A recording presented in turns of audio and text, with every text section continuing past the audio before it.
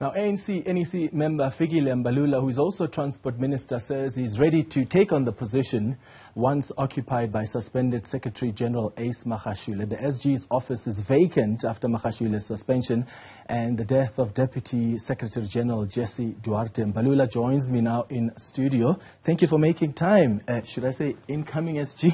I know you said you won't. You're not going to be forcing anything on the branches. You'll be guided by them. But this is something that you think you're ready for. Look, Clement, thank you and all listeners. They say in our organization, you rise through the eyes of your peers. You don't just rock up in a place and say, I'm available. So somebody somewhere will come and tell you, which is what has happened to me. Elders have told me and they've engaged me. And they've also told me about my weaknesses and what I need to correct if I have to occupy such a position. What are those weaknesses? Well, they are subjective things, you know. Some of them don't trust me in relation to the fact that, you know, how I react. I'm very much youth-like. Yeah. And then they say, Mbalula, you're no longer youth now. You are an ANC leader. And in that position of SG, you must be measured. And then, ANC. Whether you agree or not agree with them, you always have got to push them to line. Even those you think are very difficult. Kgalema Motlanthe used to teach us and said that the ANC rejected the incorrigible. And you take time to engage people and to be in their face. And I perfectly understand that. So there's a lot, of course, other things that they raise personally that we need to attend to. They are not quite comfortable with me rocking up in nightclubs and engaging the youth and all of that. Sipping on champagne. Well, I don't sip champagne, but nightclubs are nightclubs, you know, nightlife. That's where the people are. And so some of those things, they say, no, our SG, you know, have got to conduct himself in a particular way and so on. So, yeah. And we'll talk more about this. But speaking of Kgalema Motlanthe, I'm interested in your reaction to what we saw yesterday. 3 former presidents addressing issues publicly, and they seem to take issue with the state of affairs under President Cyril Ramaphosa. And I saw in your tweet this morning you said that's ill-discipline. Why do you think that is ill-discipline? What do you make of how they are addressing issues and addressing the leadership currently of the ANC? You know, Nelson Mandela said he missed 100 calls. He made 100 calls to President Mbeki. He came to complain to us about that on the issue of HIV and AIDS. And we were all taken aback and shocked that Mandela took a backseat, you know. Mandela could have expressed his views in the midst of that debate in public against President Mbeki, who took a flag on expressing his view in relation to HIV and AIDS. Some of us supported him on that point because we understood him perfectly. And then he was labeled as deranged and out of touch and want to make himself a virologist, a scientist. Because people didn't want to engage with the debate. Recently, he took up the debate. He was also under attack. But Mandela didn't do that. Mandela came to the NEC. He came to us in the NWC. And then we chastised him. Peter Mokaba came to me and said to me, Mbalula, you are not going to stand up in this meeting and talk to Madiba. You are not going to do that. I don't think these comrades are right. Lunchtime, Madiba left. But Madiba never went public and attacked Mbeki. And in that NEC, Joe Mudise said, Madiba, give Comrade Thabo a chance to lead. You had your time. Joe Mudise. During the 9 years of President Zuma, there's a lot that happened. We characterize it as the good and the bad. President Mbeki never said a word. He respected the man in office. President Zuma is faced with a number of challenges and we sympathize with him, and he sees those challenges I talked to him, President Zuma, and then he said the top six, your top six, has done things that I don't agree with. He told me. And then I said, Baba, why are you not talking to them? But I understand where he comes from in terms of his issues, and he thinks that the president has got something to do with that. The decorum of the ANC, particularly among our elders, especially for the one who is leading now, it doesn't mean that he's infallible, he's above criticism, he cannot be criticized. He can. Where anybody thinks that people say often president doesn't take decisions, he's not decisive and all of that, you know, he's diplomatic on issues. It does not mean that the person cannot be told, but as an organization, who are we going to run to when our elders are vandalizing us the way they do? There is nothing wrong with President Mbeki. He doesn't have any challenges. He tells us in our faces directly, even in the NEC, politically. These are some of the people who are remaining with. Where are we going to run to? Yeah. And we've got to go to them and get counseling from them. And that is it. So what I'm saying is that we must maintain the decorum even in the most difficult times. And I'm giving you a background of how presidents have reacted to each other in the face of difficulties and challenges, subjective or objective, that we face from time to time as an organization. You indicated that as the ANC, you're not going to stand by and just watch. What action are you calling for? Or are you calling for a conversation with these elders so that you somehow improve the communication about the concerns they have about the party? You know, they say something that is repeated many a times, it becomes the truth. When the leadership of the movement at the highest level basically accuses us of being dysfunctional and politically absent in terms of leadership, that criticism is important. We need to observe it and understand where they come from. And we need to engage with it politically. A couple of tweets, a reaction, will not rectify the situation. It will deepen and damage the image of the ANC that is already damaged out there in the public. What one is calling for is discipline and decorum. Let's confront issues. If the leadership believes that there are challenges we are facing and we are not up to scratch in addressing those challenges, starting with our president, let's confront that. But if you attack your president, you are not attacking Ramaphosa. You are not weakening Ramaphosa. You are weakening the ANC. You know, I often said to comrades, there are horrible things we said in the conferences, including myself, about our comrades. And President Ramaphosa once said to me, Mbax, we are using Omagaprenda Fat 80, Sugumbulala Ngobuzomding. And then we said horrible things about this president when we were campaigning going to Nazareth. Now we got elected. We must go back to the very same society and say that this man is good. Don't rise in the organization by attacking the character of individuals. Rise on your own and your own capabilities. But not on the basis that I'm better than you. Yeah. But that's always been the culture in the ANC. It's not the culture. The as culture you say in 2017, yes, you were saying things about President Cyril Ramaphosa. It is wrong. It cannot be right. I cannot talk ill of Magashule because he had his own weaknesses and wranglings with the law and all of that. I want to be Secretary General because I can be better than him.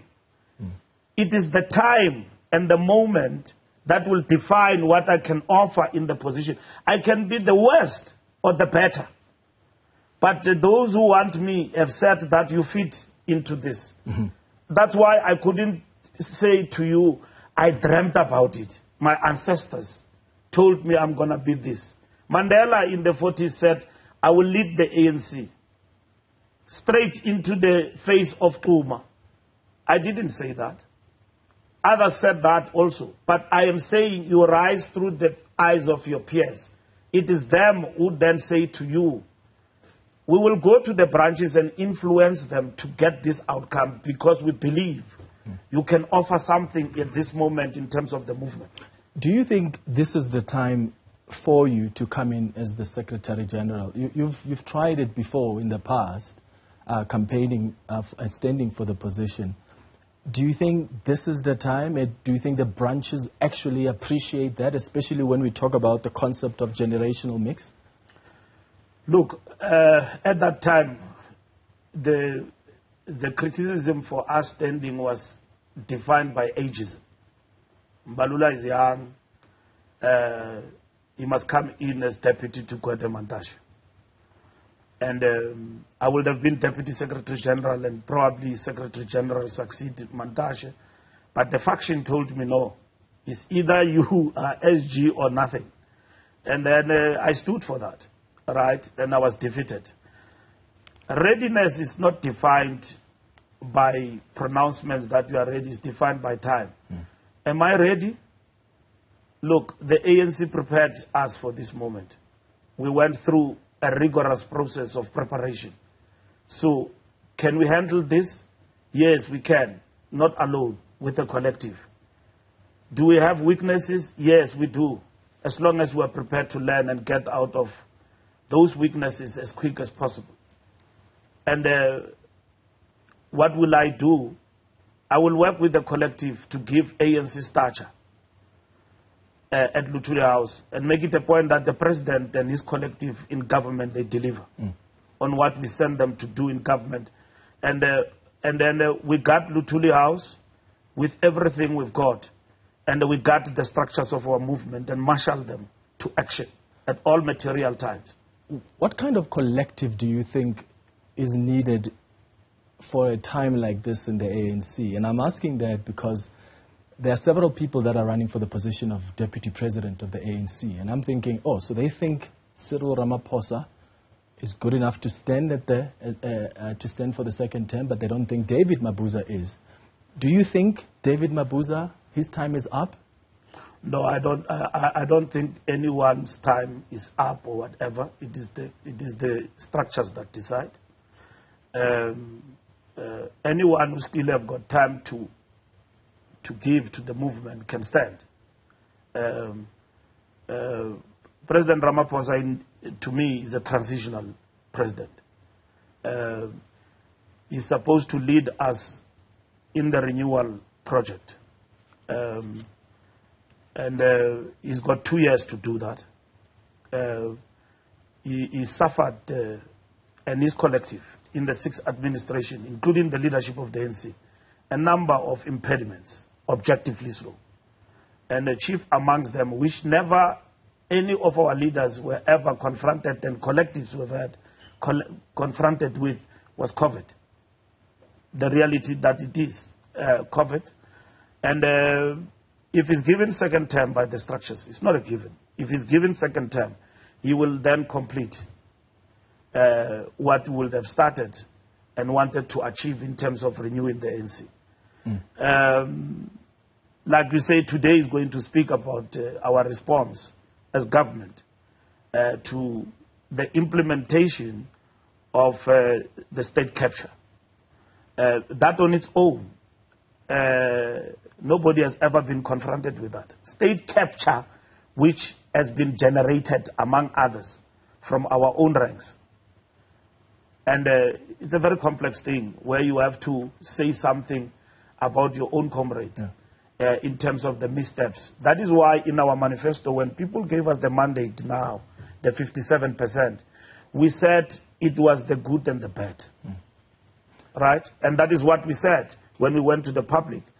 And then we said we need to mobilize a social contract for our people behind this agenda of ensuring that the bad is exercised, which is defined by state capture, which is defined by the decline in terms of state authority from the point of view of law enforcement. And all of those things have been brought back. Is the ANC ready for that, Minister? I mean, this process that the president is undertaking is going to get some people unhappy. You're talking about other people being exorcised. Are we going to see not people? More I'm saying divisions? the bat must be exorcised. It means it must be done away with. But there are people who are implicated in the state capture report. Of course, and it's not going and this to be. plan by the president has got to indicate what's going to happen to those people. What I'm asking is the ANC ready for that? Are we going to see divisions, or is it better to see divisions based on the principle that the organization is taking, that the recommendations have got to be implemented? We need unity of purpose, unity of convenience of agreeing because we want to please each other. We want to make each other happy, friendship. It's not going to build the ANC. Society is talking to us every day. And it's talking a language that is very worrying. And is the language of the depreciation of the value of what we call the African National Congress. Now, you can't not respond to that. The ANC has got to respond to that. When I was Minister of Police, I told a full-packed ANC meeting that ANC people, some of them are going to be arrested. If they recall, I told them that you're going to be arrested because some of you are implicated in serious things. You are not what the ANC sent us to do. If tomorrow, what President Mbeki says, which I agree with him, which happened with one comrade in the Free State, something happened, we don't need step-aside rules in the ANC if we were an organization of conscience. But it has been proven over and over again that Mbalula will not voluntarily step aside if ever there are no rules. We have to go the route of rules. Do you think any one of the comrades would have stepped aside? Do we like it? No, we don't. But we have had to, in terms of renewal, insert in our approach in the fight against corruption the rule that says you are implicated, you must step aside. And we look at that subjectively to say, but the courts, the rule of law, jurisprudence, what does it say? It is unfair on comrades and all of that, but at the end of the day, the ANC is suffering. You will have people in ANC positions who will be in courts, in and out, but occupying those positions and defending themselves more than defending the organization. The step-aside rule is basically saying, sort your matter. You will come back in whatever position. That it doesn't mean that you are wrong. I mean, there are many of our comrades today who are on that particular rule, and the membership is very clear. It says this rule must not have eyes. It must apply in the organization across. And that is what we have been criticized as the NEC by the membership about. And that is what needs to be rectified. Yeah, speaking of the eye, I often honestly giggle when I hear about the eye of the needle. Because it feels like it's a document that the ANC has just packed and put aside, and it's not implementing. When you look at people like Zweli Mkhize, who are facing serious charges, you talk about ethical leadership. Ethical leadership doesn't say, oh, let's wait for the law enforcement agencies to charge you first. Ethical leadership is, there are serious charges involving me, my family may have benefited, and I don't want to impugn the image of the organization. Let me step aside. He has not done so, but there are branches of the ANC who are saying, this is the man we want to lead the organization. Like, does he even pass the eye of the needle test? You see, these are challenges we're dealing with. Comrade Zweli Mkhize did very well. He's my friend, he's my comrade. He supported me throughout, thick and thin, in government. And he was one of our shining ministers when it comes in the fight against COVID. His capabilities are in no doubt. The fact that he had to confront this challenge came as a shock to all of us, because I don't associate Comrade Zweli with those. I think Zweli can occupy any position in the movement, including becoming its president at any given point in time. He can. service to the struggle, academic record, loyalty to the ANC and to the cause. But at the end of the day, we've got this challenge. Digital vibes. Yes, we've got digital vibes. We read about this, SIU, it is now in court, back and forth and all of that. It's an unfortunate thing to happen to a comrade of Zweli Mkhize's caliber. Is there a case? It must be proven in court that there is a case indeed. I saw reluctance on the president to let go before Comrade Zweli resigned and all of that, because he knew his capabilities. He knew Comrade Zweli's capabilities like I do. Yeah. And you will get to such, not only Zweli, our Secretary General, you know what he's facing. We've had to take these decisions. And we will be subjected to criticism and attack, because that's how painful the renewal process is going to be. It means to all of us, we've got to stay online and not be this disappointment. I don't know digital vibes. I don't want to discuss that.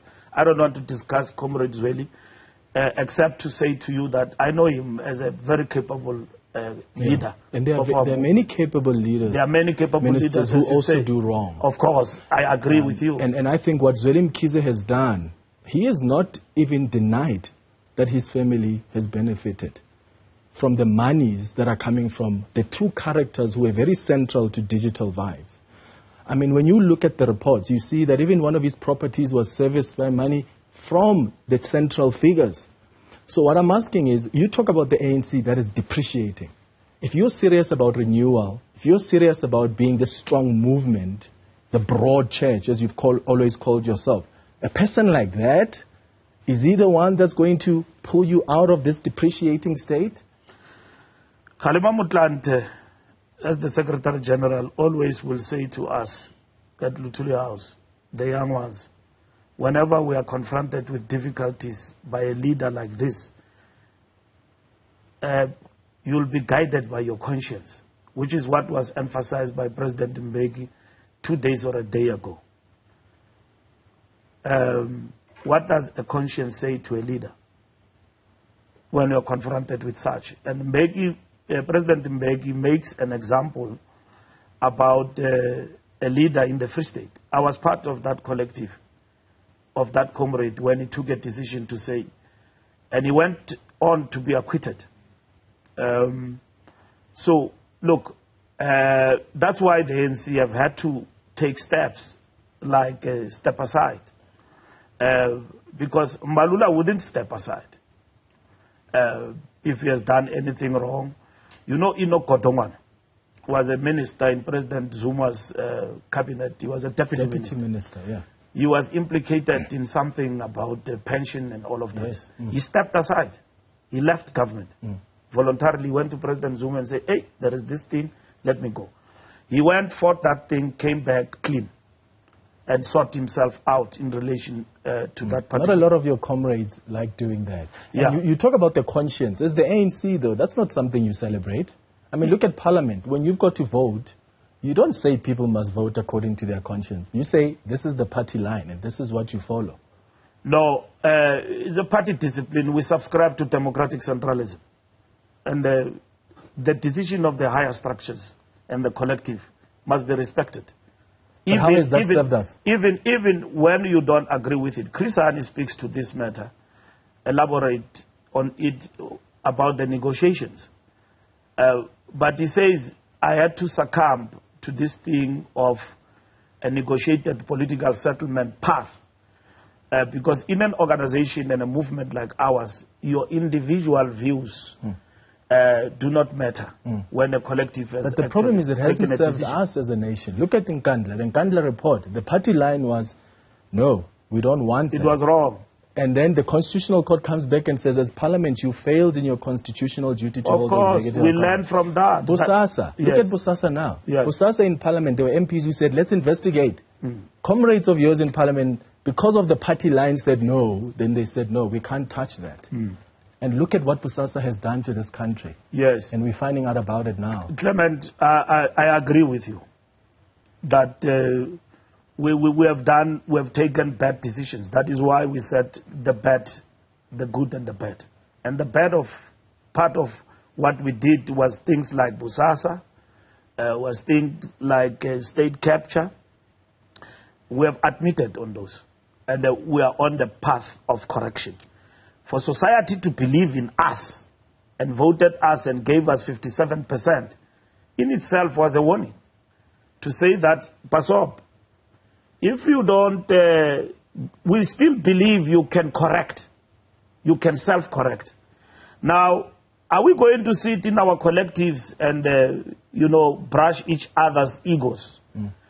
Simply because that's why we had to strengthen our rules. President Mbeki says that, no, that step aside is wrong. But what are you going to do in the organization where wrongdoing is part and parcel of the fiber? It becomes part and parcel of a fiber of the organization. You tolerate it. You allow it. Today, we've got a lot of our comrades who are on the step aside and are facing serious charges. Now, we have had to take that because we are not appeasing. We've got to ensure that a Clement Mbalula out there, whoever, is able to believe that the ANC is on a self-correcting path as an organization. And you think South Africans believe that right now, that you are serious about self-correction? We might have not, touched the veins of South Africans to the point that they actually believe us. We've got to work on it, hence the renewal project. Okay. Fikile Mbalula, thank you for coming in. Thank you, Clement, and thank you for having us. Are you Ow. So we're celebrating once today. And always. Okay. There are people who are flying very high. We brought them down. All right. That's Fikile Mbalula, someone who may, in fact, come in as the Secretary General of the ANC at the elective conference. He's standing for that position and says he'll be guided by the branches.